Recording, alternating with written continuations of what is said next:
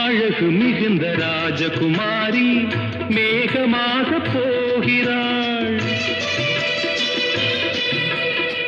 ஜரிகை நெளியும் சேலை கொண்டு மலையை மூட பார்க்கிறாள்.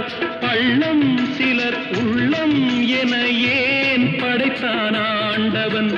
பட்டம் பெற தேடுகின்றேன், எங்கே அந்த நாயகன்?